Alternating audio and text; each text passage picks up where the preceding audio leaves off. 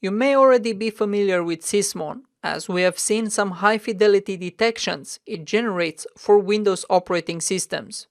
So in this section, we'll describe it in much more detail. Sysmon, which is short for System Monitor, is a free utility and part of the Sys internal suite of tools developed by Mark Russinovich. It's operating as a system driver, which means malware cannot tamper with it directly, mostly because it requires administrative privileges to disable it or change its configuration.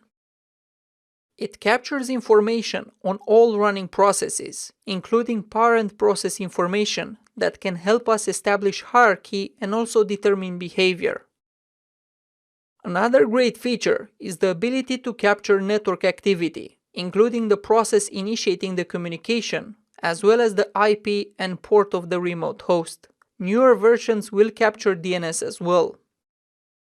It also captures file system changes. This is a great feature to have, especially when dealing with malware that will try to generate artifacts on the file system. Sysmon will also capture the hash value of these files if configured. It's installed as a service, which means that once deployed, it will be enabled without requiring changes after the system is rebooted. As we've already seen, it generates logs in the Windows event log format, which means WinLogbit can easily be configured to collect them and send them to Elastic. Focusing on the value that Sysmon data can add during an investigation, we have to consider the following aspects. Process hierarchy can be used to identify situations where malicious processes are spawned from legitimate ones, or the other way around. Command line parameters. We have seen how we can extract parameters that are sent to the malicious tools. Hash signatures are generated for processes running in memory as well as files dropped on disk. This means that we can use known indicators of compromise for detection. It also allows us to correlate network activity with a specific process. Persistence mechanisms or configuration changes can also be detected by monitoring registry events as well. For the Windows operating system, we're used with high numbers for the event IDs. This is not the case with Sysmon. And here is a breakdown based on category. We have specific event IDs for process execution.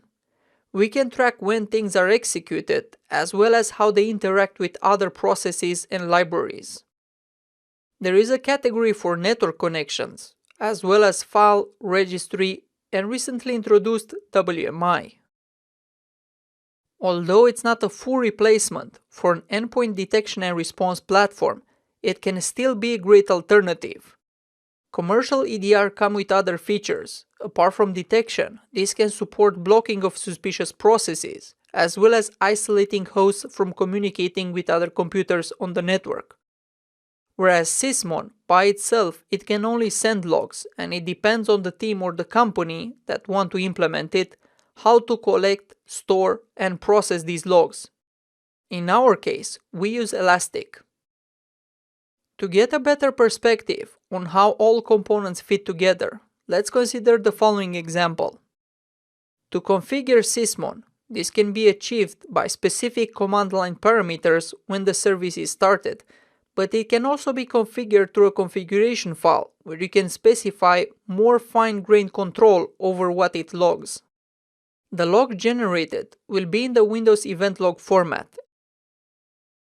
Similar to the other Windows log categories, WinLogbit can be configured to collect Sysmon events as well, and the logs will be shipped to Elastic. Collecting logs from all endpoints on the network can result in an outstanding amount of log data. One of the drawbacks is that it can consume extra storage. And even if this is not an issue, it will add complexity for triage and analysis. The desired outcome should be that the number of log events for legitimate activity is reduced. To achieve this, you can filter events based on a tailored configuration file, and the security community has been already hard at work to produce a strong baseline that reduces the amount of legitimate activity that is captured.